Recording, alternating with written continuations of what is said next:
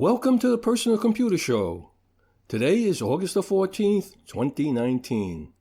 I'm Hank Key and my colleague is Joe King. Do you know who has your personal data? Do you know how Facebook, Google, and Amazon are using your personal data? Our website is pcradioshow.org. We can be heard each Wednesday at 6 p.m. Eastern Time on prn.fm, streaming on the internet.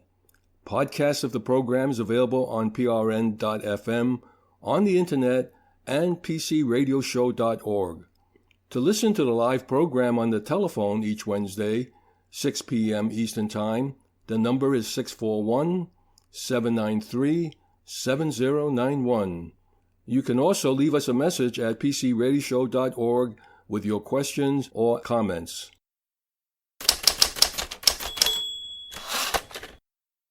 AV-Test is an independent IT security institute that spent May and June continuously evaluating 20 home user security products, using their default settings to see which offered the best protection. Only 4 of those products achieve a top score, and, believe it or not, one of them was Microsoft Windows Defender.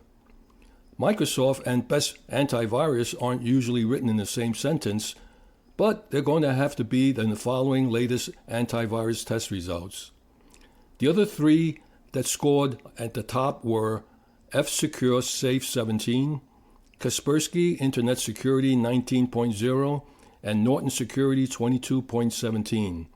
The big difference, however, between these and Windows Defender is the fact that Microsoft includes Windows Defender for free with Windows 10, whereas the others require a paid subscription to continue being fully functional. Of the other products evaluated, WebRoot Secure Anywhere 9.0 came in last. Those that just missed out on top scores while still earning an AV-Test Top Product Award included Avast Free Antivirus 19.5, AVG Internal Security 19.5, Bitdefender Internet Security 23.0, Trend Micro Internet Security 15.0, and Viper Advanced Security 11.0. There's clearly a lot of choice on antivirus market today, and most of the options offer good protection. But Microsoft is now setting a very high bar. It beats most of the competition and is completely free for Windows 10 users. Everyone else really needs to up their game and their value proposition if they want to keep selling security software to Windows users.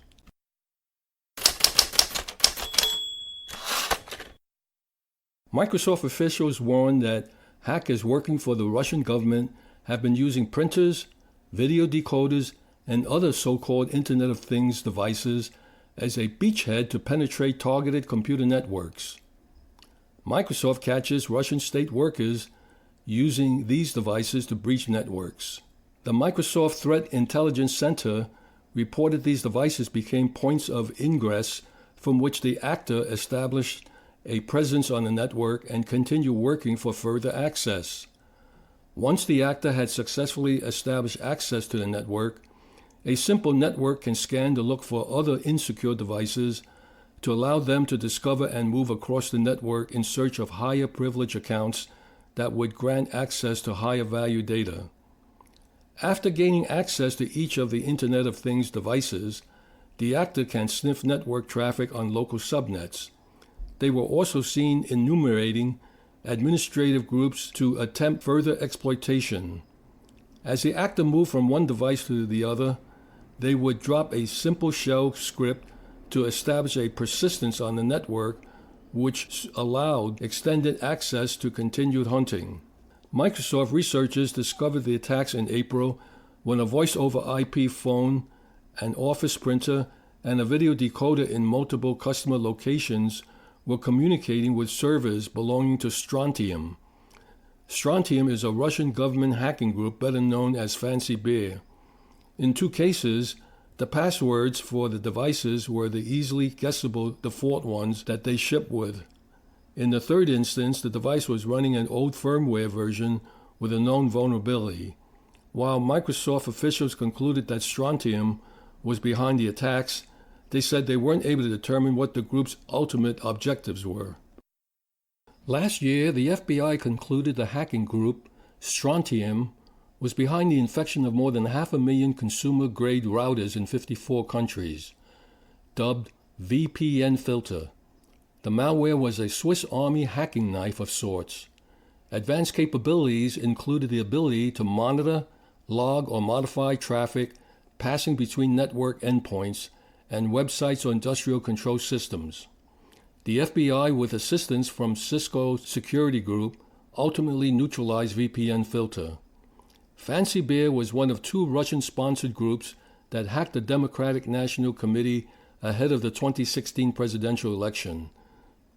Strontium has also been linked to intrusions into the World Anti-Doping Agency in 2016, the German Bundestag, and France's TV5 Mondo TV station, among many others. Last month, Microsoft said it had notified almost 10,000 customers in the past year that they were being targeted by nation-sponsored hackers. Strontium was one of the hacker groups that Microsoft named. Microsoft has notified the makers of the targeted devices so they can explore the possibility of adding new protections. The report also provided IP addresses and script organizations that can be used to detect if they have also been targeted or infected. Beyond that, the report minded people that despite Strontium's above-average hacking abilities, an IoT device is often all it needs to gain access to a targeted network. The report noted that while much of the industry focuses on the threats of hardware implants, we can see in this example that adversaries are happy to exploit simpler and configurations and security issues to achieve their objectives. These simple attacks, taking advantage of weak device management, are likely to expand as more IoT devices are deployed in corporate environments. Beware, Internet of All Things will enable you to hook up many devices to the network, but at the present time there is no standard for security.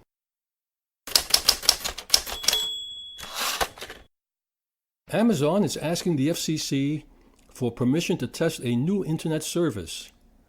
Amazon has for some time now been looking for ways to offer high-speed Internet. We know Amazon is working on putting satellites into space to offer high-speed Internet from space. Now, though, Amazon seems to be looking to build out a wireless network on the ground using the 3.5 gigahertz band, according to the FCC filing. This would allow Amazon to offer LTE Internet service or build an Internet service to be used with the Internet of Things. Amazon is asking the FCC for permission to start testing a citizens band radio service, Internet service, in the 3.5 gigahertz band.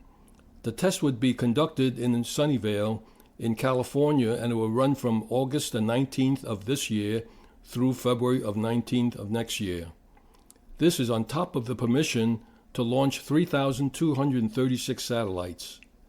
Amazon is asking the FCC so it can start building out its new home Internet service. This is something new that could supplement that service or be a standalone test. Back in early June, Jeff Bezos opened up more about his plans for high-speed Internet from space sold by Amazon. The goal here is to broadband everywhere, but the very nature of having thousands of satellites in low Earth orbit is very different from geostationary satellites. You have equal broadband all over the surface of Earth. Not exactly equal, but it tends to be a lot more concentrated towards the poles. But you end up servicing the whole world, so it's really good. By definition, you end up accessing people who are under bandwidth, very rural areas, remote areas, and going forward, that internet access to broadband is going to be very close to being a fundamental human need. This is a very high expenditure undertaking. It's multi-billions of dollars. Amazon is a large enough company who can actually move the needle. This is a great news for rural American and developing countries, as it could mean fast, high-speed internet even if you live far from a city.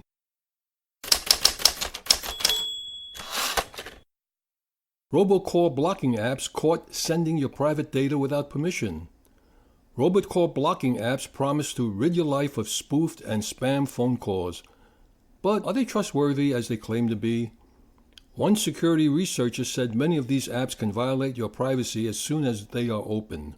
Dan Hastings, a senior security consultant at cybersecurity firm NCC Group, analyzed some of the most popular robocall blocking apps, including TrapCall, Truecaller, and Hiya, and found egregious privacy violations. Robocalls are getting worse, with some getting tens or dozens of calls a day. These automated calls demand you pay the IRS a fine you don't owe or pretend to be a tech support. They often try to trick you into picking up the phone by spoofing your number to look like a local caller. But as much as the cell networks are trying to cut down on spam, many are turning to third-party apps to filter their incoming calls. But many of these apps, said Hastings, send users or device data to third-party data analytics companies, often to monetize your information without your explicit consent instead of burying the details in their privacy policies. One app, TrapCall, sent users' phone numbers to a third-party analytics firm, AppsFlyer, without telling users, neither in the app nor in the privacy policy. He also found Truecaller and Hiya uploaded device data, device type, model, and software version, among other things, before a user could accept their privacy policies. Those apps, said Hastings, violates Apple's app guidelines on data use and sharing, which mandate that app makers first obtain permission before using or sending data to third parties. Many of the other apps aren't much better. Several other apps that Hastings tested immediately sent some data to Facebook as soon as the app is loaded.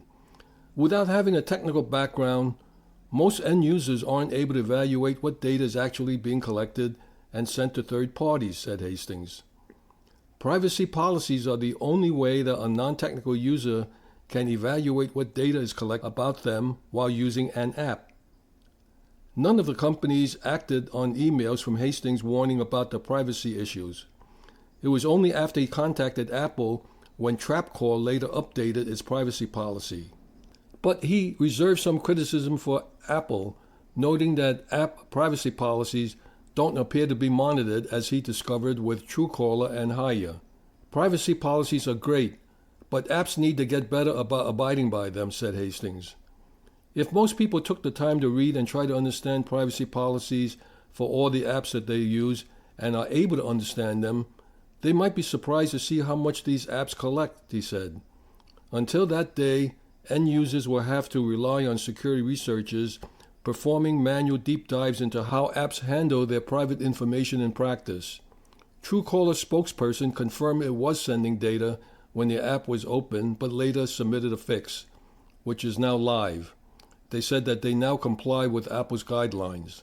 Hiya conceded that it sends some device data to third-party services when opening the app, but claims it doesn't collect personal information.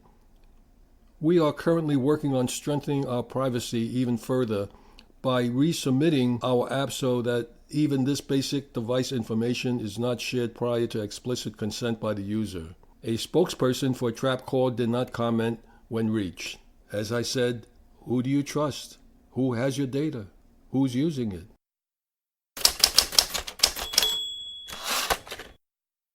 Warning issued for Apple's 1.4 billion iPad and iPhone users. An extraordinary story of Apple neglect has resulted in a warning every iPhone and iPad user needs to know about. This was reported by Apple Insider. Security firm Check Point has revealed that has found a way to hack every iPhone and iPad running iOS 8 right up to the beta of iOS 13. This spread covers 8 years of devices, and with Tim Cook stating that there are 1.4 billion active iOS devices around the world, this is worrying news for the owners of pretty much of all of them. What Check Point discovered is that Contacts app built into iOS can be exploited using the industry standard SQLite database, so that any search of contacts can trick the device into running malicious code capable of stealing user data and passwords. SQLite is the most widespread database engine in the world, said Check Point. It is available in every operating system: desktop and mobile phones, Windows 10, Mac OS, iOS, Chrome, Safari, Firefox, and Android are popular users of SQLite. But the real shocker is why Contacts app vulnerability existed in the first place, and it capitalizes on a known bug which Apple has failed to fix for 4 years. In short, Apple, well, they got sloppy. The bug has been considered unimportant because it was believed it could only be triggered by an unknown application accessing the database.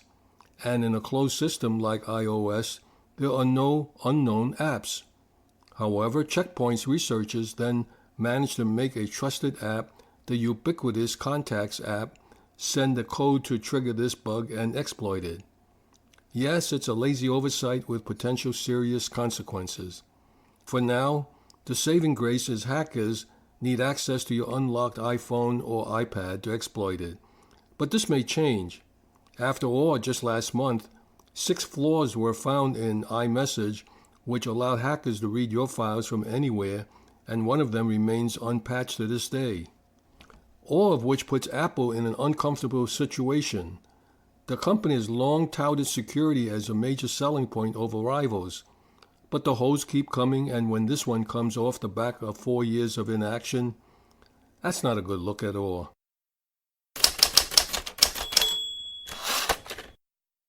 According to Google's own security research team, millions of shiny new Android smartphones are being purchased with dangerous malware factory installed.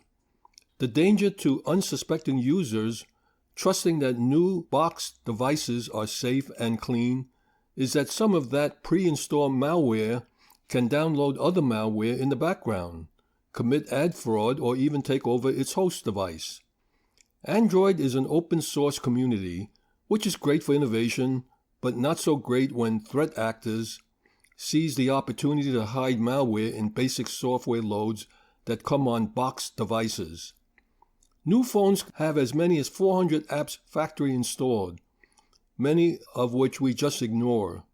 But many of those apps have not been vetted. The apps themselves will work as build, so we may not be considering the risk. Google shared their findings at the Black Hat convention.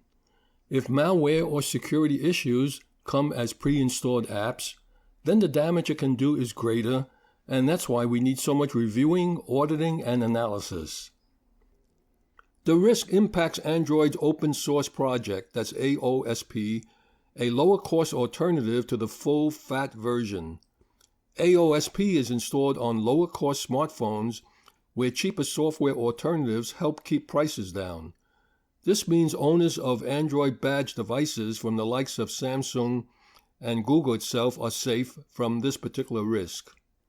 For an attacker, the benefit of supply chain compromise is that they only have to convince one company to include their app, rather than thousands of users. The Google team didn't disclose any details of the brands of phones involved, but more than 200 device manufacturers fell foul of the testing, with malware allowing the devices to be attacked remotely.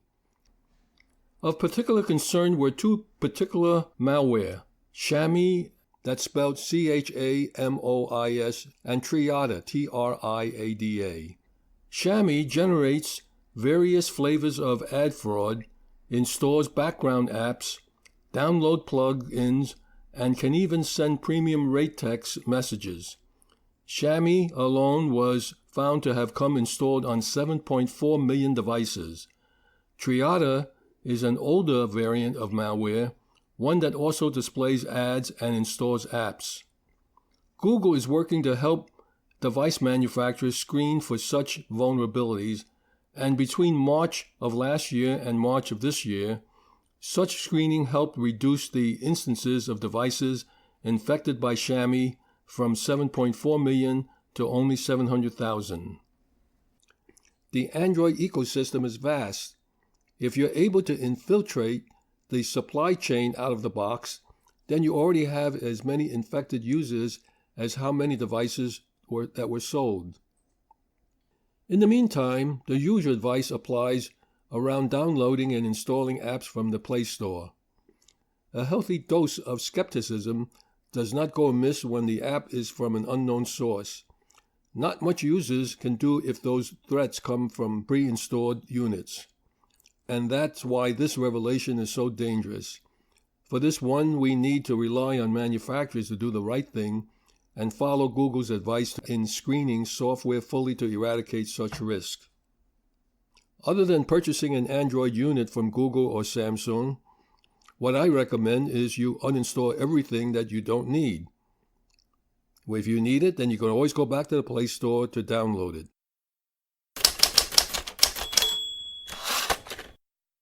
After months of speculation and rumors, Huawei has officially announced its in-house operating system, which it calls Harmony OS. According to Huawei, the new microkernel-based distributed OS can be used in a wide variety of devices, including smartphones, smart speakers, wearables, and in-vehicle systems. The Chinese tech giant says this will allow the OS to create shared ecosystems across devices, with adoption encouraged through its release globally as an open source platform. In terms of release cycles, Huawei said Harmony OS is planned for launch on smart screen products later in 2019, with expansion to other devices over the next 3 years. While smart screen might be a bit ambiguous, Reuters reports that the company's subsidiary Honor is expected to release a smart TV with Harmony OS soon, potentially marking the first series of devices featuring the OS. The CEO of Huawei's consumer division says that if the company cannot use Google's Android operating system in the future, it will be able to immediately switch to Harmony OS. Even so, he still reiterated that the company would prefer to keep using Android and its smartphones. In a press release, the operating system is completely different from Android OS due to its support for a wider ecosystem.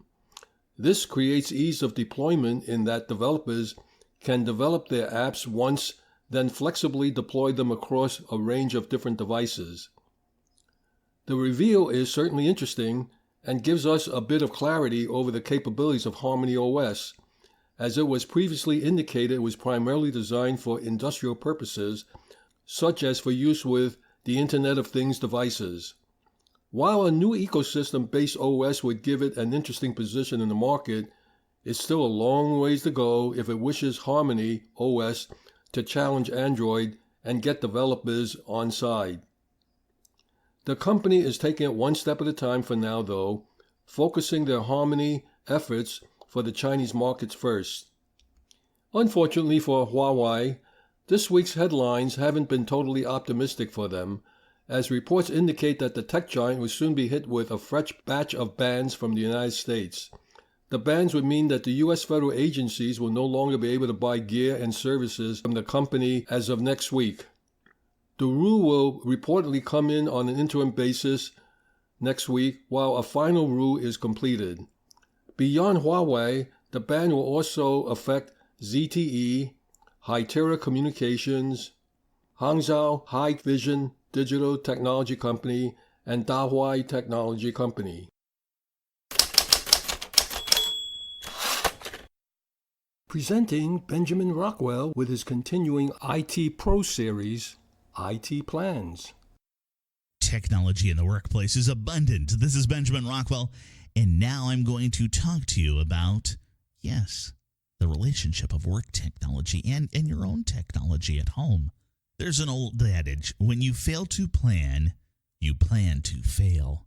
There are a lot of companies out there that don't take the time to plan out their IT strategy.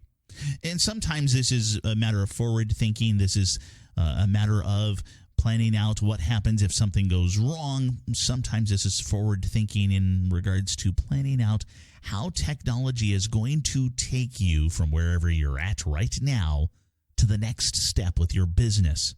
And we can apply this to our own home usage. And there are a lot of companies that really don't take the time to think about this. They don't think of computers as being an enabler. I remember, this is years ago, I remember a CEO saying, yeah, computers are just a cost center. He was a financially oriented guy. He's just sitting there and he's going, The computers just cost us money. They don't make us money. You're just a burden on us.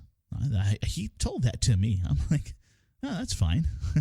You think I'm a burden on you? Wait till I'm gone. So, yeah, I think he was probably surprised at that point because nobody knew what was going on with the computers and technology until they had somebody come in after me about 3 months later. And they charged them a lot of money to say, oh, yeah, you've got this problem, you got that problem, because you've been sitting around for 3 months not paying any attention to this, just ignoring this. Now, this isn't me venting. This isn't me thinking back to any of that. What I'm talking about here is everybody needs to plan on where technology is going to take them. So with a business, technology isn't a savior for business mistakes, but it can be a force multiplier. It can save you money. It can automate a number of different things. It can provide all kinds of different reporting, and that reporting can make you more profitable. It can make your employees more productive. It can eliminate the waste within the company itself. And yes, as we've stated many times before, it also can be used and leveraged to bring in more business, bring in more customers. Information technology itself isn't a business plan, though. It supports the business plan. That means you have to set in place your business plan. What is it that you want to accomplish? What is it that you want to do in the next 20 years, the next 5 years, the next year with your company? How is technology going to improve that? How is technology going to increase all of these different areas where you can improve the company? Now, you have to have an IT professional on hand to do this. You have to ask them the questions. You have to establish a lot of different things. And sometimes, yeah, you're going to make mistakes. Everybody makes mistakes. There are a number of things that you have to plan for. For instance, you don't buy the server that you need today. You buy the server that's going to last you the next 3 years. And you plan to replace that server in 3 years. You might say, okay, I'm going to plan to replace it. I'm going to be ready to replace it in 3 years if we get a 4th year out of it. Hey, wonderful. But you have to plan on doing that on a regular basis. And this is a business approach. Now, let's apply this to the personal approach. So you need to plan whenever you're buying a new computer, exactly what I just said. You need to plan on replacing that in 3 years. A lot of people have this idea. I'm going to buy this next laptop, and I'm going to spend a bunch of money on it, and I'm going to spend $2,000, and it's going to last me the rest of my life. Well, it'd be nice to predict how long you're going to live. I will tell you, you can't predict how long that laptop's going to last. I know somebody who did that, actually. At 45, they said, this laptop's going to last me the rest of my life. Well, let's see here. Statistical averages, you're going to live to be about 80. That laptop is going to be 35 years old. Do you think any part of that laptop is going to survive the next 35 years? No, but, I want to buy the best, and I want it to last forever. It's not going to last forever. You're going to give it 3 years. It's going to last 3 years. It might last 4 years. If it lasts 4 years, think of it as bonus time. But you need to replace your systems on a regular basis. We also need to plan on learning technology and learning new technology. And that's something that we need to plan into all of our personal lives. One of those ideas that we can go through and we can just learn the bare bits, the bare amount of technology that we need to survive. No, we need to learn more. We all need to learn more. I'm saying this as an IT professional. I need to learn more technology. And those of you who don't know as much as I do, yeah, you need to learn a lot more. Because technology is coming in waves, and it's going to make all of us sit here stunned in amazement at what it can do. And the last thing you want to do is be one of those people that was sitting there going, wow, it'll be great someday. I'll learn it when it gets here. It's kind of like, I'll buy the new car. Wait, no, I'm not going to buy that new car because the next year has some new features. No, the next year has some really cool features. Oh, the next year it's self-driving. Yeah, you can wind up sitting there in paralysis waiting for the ultimate car to arrive. That's another whole story for another day. This is Benjamin Rockwell. Back to you, Hank. Thank you, Benjamin.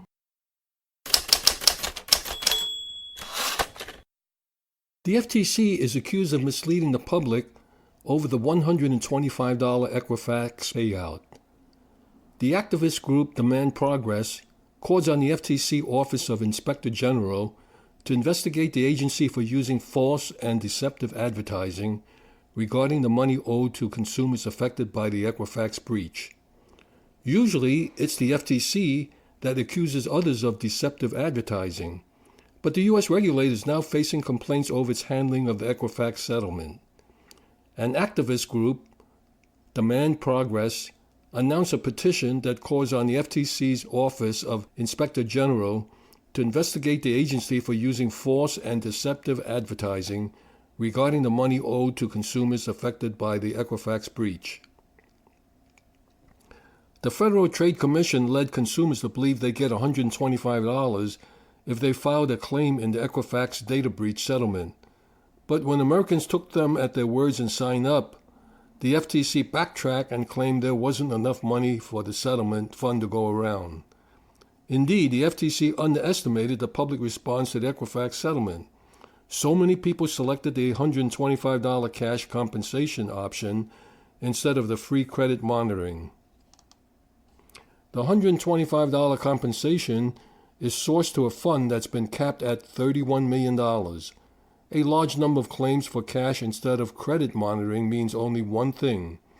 Each person who takes the money option will wind up only getting a small amount of money, nowhere near that $125 that they could have gotten if there hadn't been such an enormous number of claims filed. Why the FTC didn't allocate more than $31 million isn't clear. But Demand Progress claims the U.S. regulator misled the public about the cash compensation. The FTC should fine itself enough to ensure that all those impacted by the breach and the false advertising related to the attendant settlement receive the full $125 for which the FTC made them believe they were eligible. Demand Progress is asking the public to add their signatures to the petition, which it will send to the FTC. The Commission declined to comment on the petition, but it does plan to email those who already filed their Equifax settlement claim and offer the option to switch back from the cash payment option to the free credit monitoring solution. Well, we got a problem, but let's do the math. Equifax revealed that the estimated number of affected Americans that were potentially impacted was 145.5 million. By the way, if you took the $31 million divided by 145.5 million people, that comes out to 21 cents per person. Let's say only 1% of 1% file their claims. That works out to $21 per person. I'm sure it's a lot more than 1% of 1%. What the heck was the FTC doing?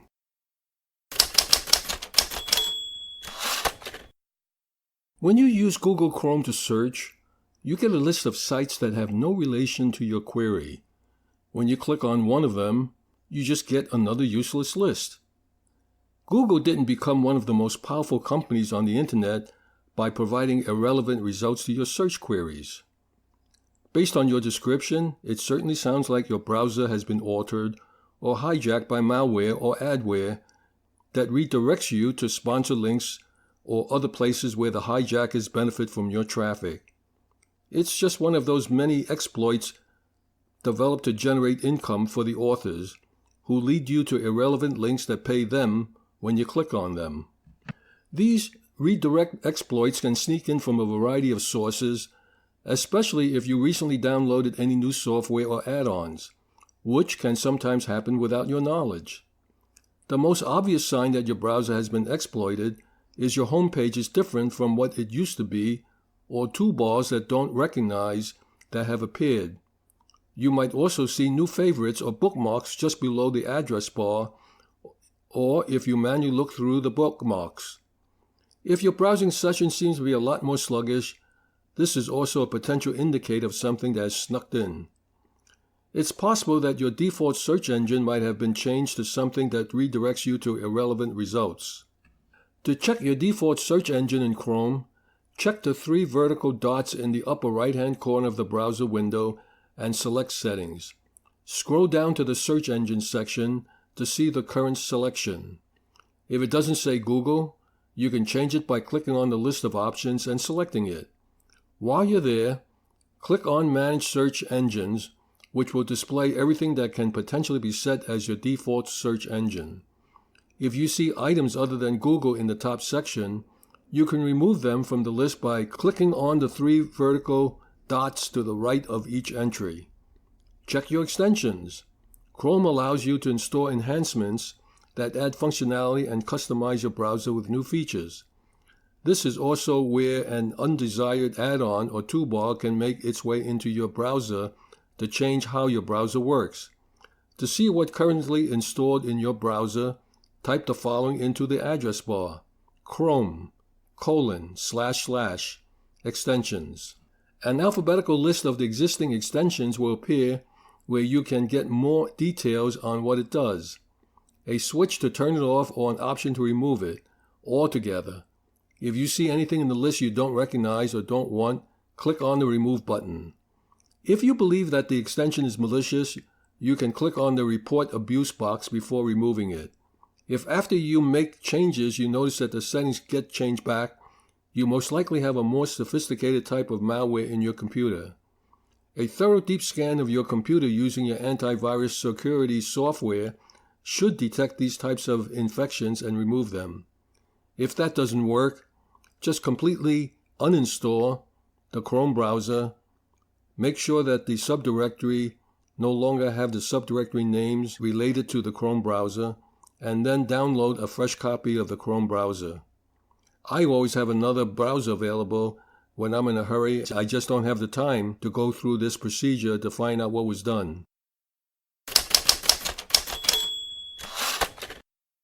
New global workplace study finds flex time and remote working is now the new norm in the workplace. Major global study reveals 43% of U.S. employers already offer remote working, while 49% now allow employees to set own hours. Report from software company Condeco shows growth in smart tech-enabled workplaces, speed of innovation, coupled with political and economic uncertainty, identified as biggest challenge by 750 business leaders in 6 countries. The rise of cloud computing and teleconferencing represent both the biggest opportunity for growth as well as the most significant organizational challenge to companies around the world. Among the countries in the survey, remote working is particularly prevalent in Australia, 45%, with the U.S. tied for being the country with the second most amount of companies allowing remote work, 43%, and least widespread is Germany, 35%. However, U.S. businesses were least likely to offer flex time, 49%, while those in Singapore were most likely at 66%. In addition, 43% of U.S. businesses forecast that they will allow more remote working in the next year, while only 9% have indicated they will offer less remote working, a clear indicator that remote working is a major trend in America. 54% of U.S. companies have said they offer remote working to increase employee retention, which showcases employees' increasing demands to work from home. While recognizing digital transformation as crucial to their future success, 60% of those who participated expressed concern over the speed with which new technologies are reshaping their businesses. They are increasingly preoccupied with issues related to cloud computing, the Internet of Things, and big data. These technology challenges are contributing significantly to the changing nature of the corporate environment. Cloud computing in particular has made it possible for increasing number of employees to work remotely and flexibly, meaning that the central company workspace is rapidly becoming an administrative hub rather than a traditional central focus where everyone gathers during set hours. The demands for regulation and compliance are also adding to the burden felt by businesses as they face the future. Condeco's report is based on an in-depth survey of business leaders in 6 countries, including the United States, backed by qualitative interviews. Respondents overall say the biggest challenge facing their organizations in the next 12 months are digital transformation, 37%, and the adoption of new technology, 35%. Across all countries surveyed, access to the talent supply, 26%, and regulation and compliance, 24%, are considered greater organizational challenges than business uncertainty, which is 22%. Almost half of global businesses surveyed, 41%, say they already offer some degree of remote working, while 3/5, 60%, provide flex time opportunities, allowing employees to choose when to start and end their workday. The research clearly shows that businesses are in the process of transforming their workplaces digitally, which enables them to transform the way that they are used physically. Today's technology allows for space to be used more flexibly and for employees to work remotely. This benefits businesses by maximizing office space, reducing costs, and by keeping employees engaged and productive. The end of meeting room culture is when employees do go into the office. It is most often for meetings with colleagues and customers. Yet, the researchers discovered that finding, booking, and using meeting rooms is a consistent point of organizational tension, even as more people are working remotely. Fewer than a quarter of those surveyed, 23%, say that their employees have access to meeting rooms whenever they need them. However, the U.S. leads the world with 31%, compared to just 9% in Singapore. Only a third of respondents, 31%, currently use specialist meeting rooms, scheduling software to help make efficient use of their available space. Some of those surveyed believe that there was an opportunity to use artificial intelligence to book and use meeting room more effectively. AI can release individuals from routine, repetitive tasks at work and free them up for more valuable adding and enriching activities. That's why it's likely to play an important role in meeting room booking software. Businesses are only beginning to realize the extent to which the need for co-workers to meet in person is a thing of the past, and as new conferencing systems enable teams to maintain real-time collaboration and conversation across vast distances and multiple time zones. Ultimately, new technology will enable businesses to allocate their resources and time more effectively. There's also a role it can play in gathering data, but companies need to be aware of the ethical and privacy aspects of using it in this way and be prepared to be fully transparent in communicating what they're doing to their employees. While a fifth of business leaders worldwide, 22%, said that uncertainty was a concern for them, less than 1/5 of American business leaders, 16%, echoed this. The most common concern for U.S. respondent is technology adoption, 45%, and the talent supply, 30%, suggesting that businesses are expecting these to be major issues over the next year. Only 11% of U.S. businesses cited access to capital as their top organizational concern.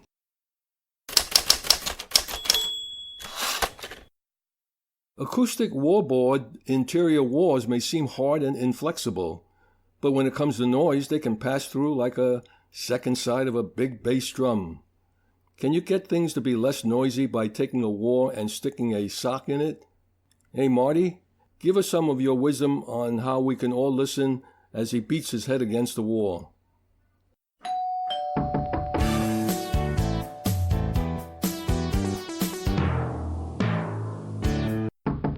A lot of people who live in apartments are convinced the walls must be made out of paper because they can hear everything going on next door. As it happens, that's the normal nature of walls, even in single-family houses. But in those houses, there's less likely to be people doing everything right on the other side of the wall. And in houses, exterior walls are likely to have some kind of thermal insulation inside, which helps. But let's look at what really happens. For starters, consider a drum head, especially on a big bass drum or a big kettle drum. The thumping on a bass drum starts with a whack on the drum head on the drummer's side and comes out the drum head on the audience side. That works because there's air inside. Whacking the one side means a big push to the air on the inside of the drum, and that air pushes the head on the other side just about exactly as much. The bass drum is a cylinder, so the air is contained by it, and the thump comes through with both strength and direction. A kettle drum uses its shape to echo the sound of the thump back out the drum head, and with that tiny bit of delay, well, it gets a different kind of presence, a little bit of self-contained echo. In both cases, the main part that's moving is the drum head. Loudspeakers work like that too, only instead of getting thumped, they get activated by something that moves like a sound wave that's in the middle of something that moves like a drum head. In bigger hi-fi speakers, that something is a paper cone. In an earbud, it may be foil or plastic. Skinny, flat surfaces that move to make sound, or in the case of a microphone, that sound moves to make a signal, those and drum heads are all identifiable as diaphragms. Remember, it's air that carries sound, and thin, flat things are easy for air to make move. And skinny, flat things that move can move a lot of air. Relatively speaking, walls are skinny, flat things. Maybe not as skinny as paper, but skinny enough that sound hitting on one side will tend to push the other side just as much. They're not built to block sound, they're built to pass it on. It's like taking a tin can telephone, pulling the string off and making the cans touch. Skip the string in the middle, and that sound still gets through loud and clear. Not that wallboard is as good as drum heads at passing a lot of sound through. Sorry, I called it wallboard.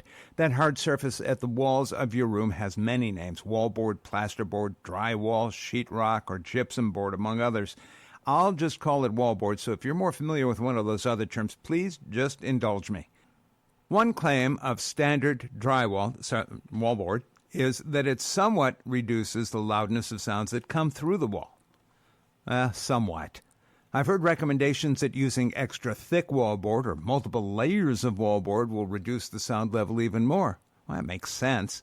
The thicker the walls, the heavier and the more massive. And if the sound must move more mass, it's going to be less effective at doing that. It only has so much energy, and it won't be able to move your side of the wall quite as much. And your side of the wall moving less, that means that what you hear won't be as loud. But there's a new trick out there now. It's a divide and conquer and stop for a nap kind of treatment that's happening in similar but different in the details ways from several wallboard manufacturers.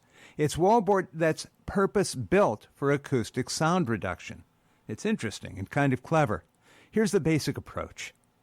These sound-stopping wallboards are really a permanently bonded together sandwich of two thinner sheets, normal wallboard thinner sheets, separated by a spongy foam center layer between them. It's a little like putting pillows between your earbuds and your ears. The sound vibrations from the other room may move that side's wall a little, but the foam is acting as a shock absorber to absorb a lot of that energy. And guess what? The wall on your side barely moves at all. Overall, these wallboards alone cut the sound level in half. Want to kick that up a notch? There are more tricks you can try. You could put these sound-cutting wallboards on both sides of the wall, but that might not be needed if you have other ways of muffling the sound. What's between the wood studs inside the wall, the framing? What's in there? Fiberglass roll insulation will help a little, but you're a lot better off filling the gap with open-cell polyurethane foam. It's an acoustic reduction foam. And you can also use a thin strip of rubber between the back of the wallboard and the framing studs when you nail the board on to help reduce the amount that the studs can transfer sound. By the way, through the wall isn't the only way that sound from the next room might be reaching you. There are other routes it can take. A more complete solution should also involve attention to ceilings, to floors, to doors, and especially to ventilation ducts. Or, try this. You can buy a house in another state and make it a gift to that noisy neighbor. Would that work? Well, sure, it's expensive, but there's always a high price on hush money. Next time, and speaking of time, those LED bulbs we've all been buying say they're good for a long time. They talk about decades. But that can involve some misleading math, and besides that, there may be lots of reasons for a much earlier demise. I'll help you understand what's happening when LEDs die young. But unlike some of those bad bulbs, I won't leave you in the dark. Thank you, Marty.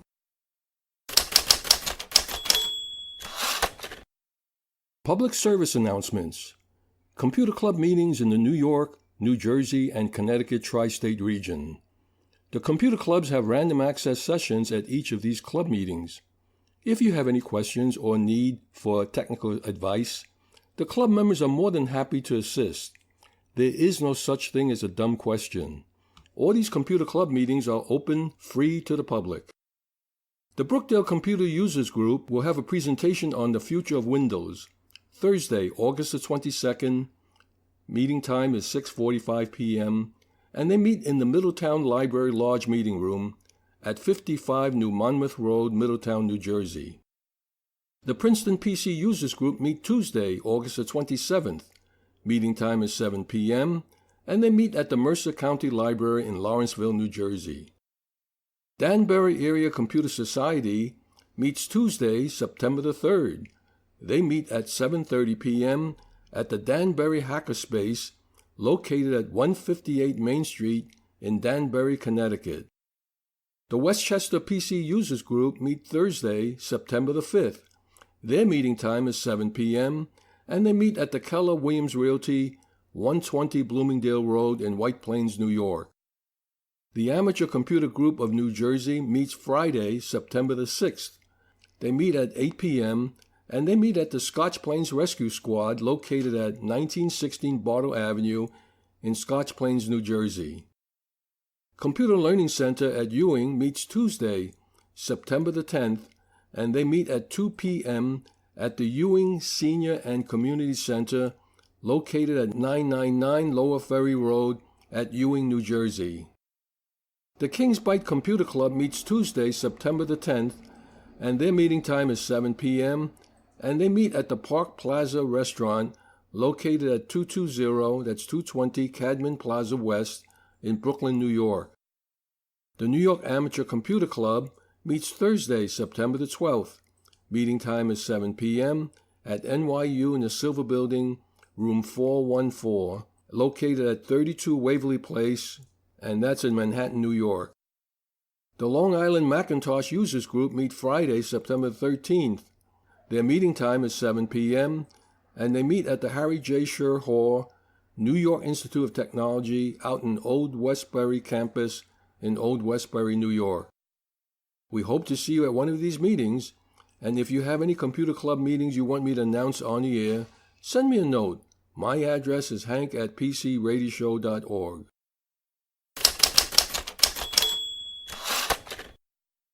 Our website is pcradioshow.org. We can be heard each Wednesday at 6 p.m. Eastern Time on prn.fm on the Internet. Podcasts of the program is available on prn.fm on the Internet as well as pcradioshow.org. If you have any questions for us, just send us an email addressed to hank@pcradioshow.org. There is no such thing as a stupid question. In the meantime, stay in touch and remember to do regular backups. I'm Hank Key, and on behalf of Joe King and Michael Horowitz, we thank you for listening. Stay safe and healthy until we meet again, same time, same station next week.